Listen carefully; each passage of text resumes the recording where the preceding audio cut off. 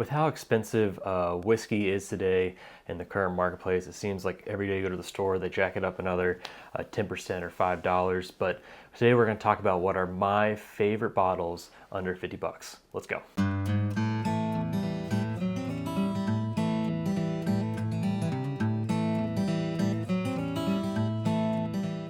Welcome back to the Bourbon Retriever, and today we are talking about what are my favorite bourbons right around that $50 price point.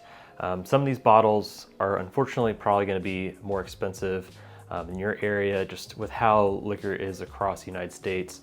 Each state is different, whether it be the types of bottles you can get, or also the pricing that you can get in your area. But for me, I was able to get all these under $50. But before we jump into my picks, let me know in the comments below what is your favorite bottle, right around the $50 or even below $50. Always looking to expand my horizons, especially in that more value-oriented price tier. I'm always willing to take a flyer when a bottle is around that price, and especially if I end up really enjoying that bottle, it could save me money in the long run because I might enjoy that bottle much more than several $100, $200 bottles out there. Okay, this list is in no particular order, but we're gonna start here with the Four Roses Single Barrel. Now, these are always the same recipe. However, Four Roses recently just launched a couple other recipes, so I'm excited to try those, maybe do a side-by-side of all the recipes they're releasing now at the 100 proofer. But this is the traditional single barrel, and I think this is the best of the shelf stable products from Roses. You got kind of the yellow label one, which is really meant for like mixing. You have the small batch, and then you have the small batch select, and then this Four Roses single barrel. The Four Roses Small Batch Select is actually the most expensive of them, but I think this one beats it. They are all single barrels, so you're gonna have some variants, but I think more often than not, these beat it, and it is a much better price point. Like right now in my store, which I know this is probably the cheapest you're gonna find it anywhere in the United States, but I can get this for $33, and for $33, this is an absolute steal. It's one of my favorite ones to drink in the summer. As you can see, summer's coming to an end here, and it is basically killed, so I'm gonna have to go out and get a new one along with the other recipes that are coming out. Okay, next one is 1792 Full Proof. This is more just an illustrative selection. If you find any of the 1792, whether that be the 12-year, the Full Proof, the Bottle and Bond, even the single barrel, I think all the ones I've had have been fantastic for under that $50 price point. I think me personally, I think the 12-year is the best. Then the Full Proof, the single barrel, and the Bottle and Bond is last. That could be just the bottles I've gotten. I know a lot of people out there think the Bottle Bond is the best of the bunch, but for under $50, these are great value buys. If you follow sourcing at all in the whiskey industry, you'll know that Barton is one of the main suppliers of whiskeys to non-distilling producers, and Barton is the brand behind the 1792 bottles. And many of those non-distilling producers charge anywhere from 2 to 4x what this bottle costs. You know, this one's 50. I've seen the same age product charged $100, even up to $200 for the same juice, and why go and pay that extra dollars when you can go to the source and get it for a much cheaper value? Okay, so the next two I think are gonna be maybe a little harder to find in your area, but this one is the Blue Note Juke Joint Whiskey. This one is actually the single barrel pick from SLB Bourbon Bar. I'm assuming if you've seen my channel, you know who they are. Definitely go check them out. They're a fun channel to watch. But with these juke joint picks, you're getting uncut, unfiltered, so there hasn't been any water to it. It is barrel proof, and they haven't done any filtration to it. So you get a lot more of those creamy, rich, fatty flavors in your whiskey. And that has been a discussion whether you should chill filter or non-chill filter. When you chill filter, you take out a lot of those fatty acids. But the reason they do that is because over time in the whiskey, if the temperature changes, a lot of those fatty acids can build up and it looks kind of foggy in the bottle. So, you know, back when they were really concerned about how the bottle looked on the shelf, they would chill filter it. But lately, whiskey nerds out there have been craving for the uncut because they think it tastes a lot better, and I have to agree. If you want a good example of that, see if you can find the traditional stable rare breed, and then also get the travel exclusive non-chill filtered ones, taste them side by side, and you'll see the difference there is out there between chill filtering and not chill filtering. So the story behind these specific juke joint picks is there was a warehouse that collapsed, and they lost many of the barrels in the warehouse, but some of them were salvageable.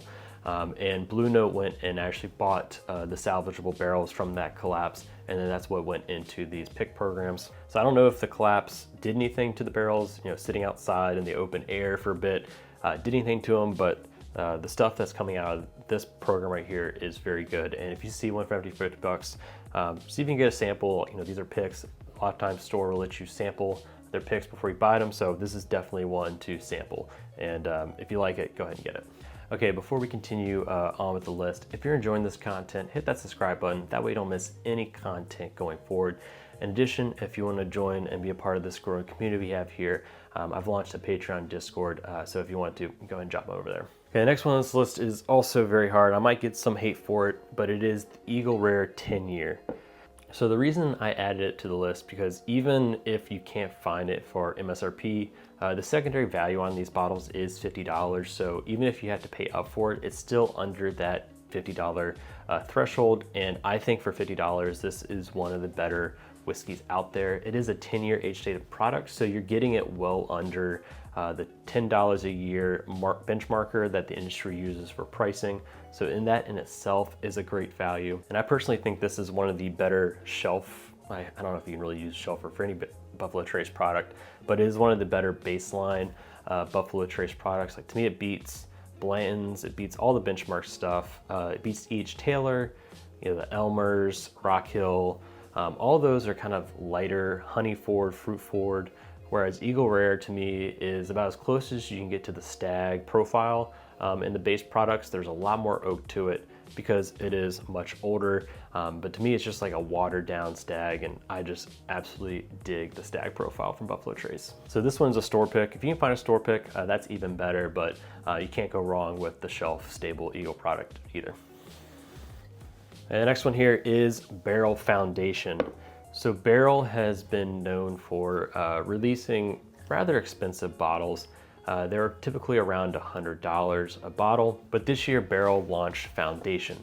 Foundation is a minimum of 5 years old, but if you look on the back of the label, you can see a lot of the ingredients that going into this are actually much older. But one of the great things I love about this bottle is the price point. This is coming in that $50 price point, almost half of what other Barrell products cost. And in my opinion, I think this tastes better than many of the Barrell stuff that comes out. So to me, this is a great value coming from them. It is, I think, the only non-cast strength version they put out. Everything else is cast strength. This is proofed down to 100 proof. But with it being proofed down to 100, you don't really notice it. You're not losing flavor.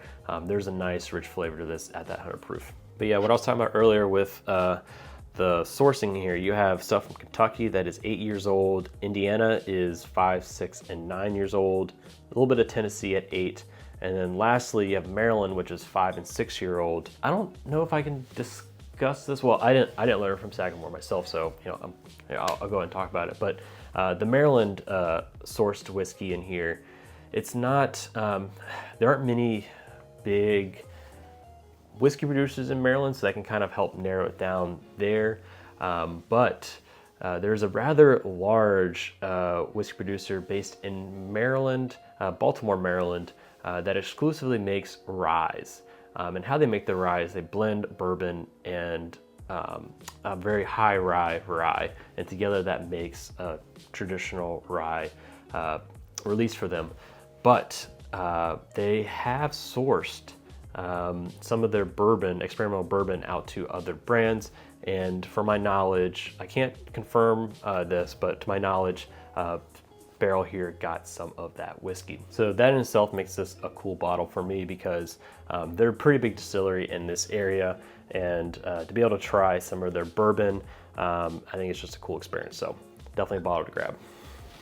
Okay, the next on this list is a tried and true bottle. Almost every whiskey person out there has been a big fan of it, and it is Wild Turkey Rare Breed. There is almost nothing to say wrong about this bottle. Coming in for me, I got this for 45 bucks. Barrel proof whiskey, rare breed. You're getting a good blended of ages in there. The flavors that come through it pop. You get those apples, cinnamon, with a nice lingering finish on it. It's just a nice workhorse. You could even put it in an old fashioned. That might be a little expensive for what this bottle is, but I think this would make a great old fashioned. You really can't beat it. It is one of my workhorse bottles. If there's something that I just want to sit down with a drink, not really think about it too hard, and just enjoy a nice afternoon, this is the bottle I go to, and probably the one that I move through most quickly in my collection. But I can't recommend this bottle enough. If there's one bottle you buy from this list, go get this one. You can't beat it. It's almost on every shelf, and you won't be disappointed. Okay, the last one we're going to talk about today is, I think, the latest release of any of the bottles on my list, but it is the Bardstown new weeded release. This released a couple months ago here in the fall, and for about $50, this is a phenomenal pour, coming in at 106 proof. I don't know if they did that on purpose. There is a very famous weeder out there that comes at 107 proof. It is over here, the Weller 107 Antique. So I don't know if they're trying to compete with that, but for $50, this is a great pour. It's a good bottle to introduce someone to a weeded mash bill. You get a lot of those sweet notes you typically get from weeders, but there's more going on than just that traditional sweetness. There's a little bit of oak in the background. I would love to see this get older. I don't know if Bardstown is planning for their origin releases to age. If they're always going to keep it around that 6-year age statement, but this one is fantastic, and I would love to see it at an older age statement. I think this is the best of the origin lineup. You have, I think, the Bottle and Bond we did. There's a rye. There's another one that's like blank in my mind, but I think this is the best of them. If you're gonna go out and get one, this is the one to get. The only one that might beat it is the rye, but the rye is like 70 bucks, so that's a substantial price increase for something that might not be that much better. So if you're gonna buy one of those, this is definitely the one to get. The distribution on this should also be pretty good. I think Bardstown is pretty well distributed across the country. I know this is a new release, and sometimes when new things come out, they can fly off the shelf. But I have seen this bottle sitting around in my area, so hopefully in your neck of the woods, this is something you can find. But if you find it, it's definitely worth that $50 price tag. Okay, so that's my current list of my favorite bottles under $50. The list will constantly be changing. I'll probably try and do this again next year and just see how much it has changed. But again, let me know in the comments what is your favorite bottle under $50. But if you're enjoying this content, before you head out, check out this video or this one. And until next time, cheers.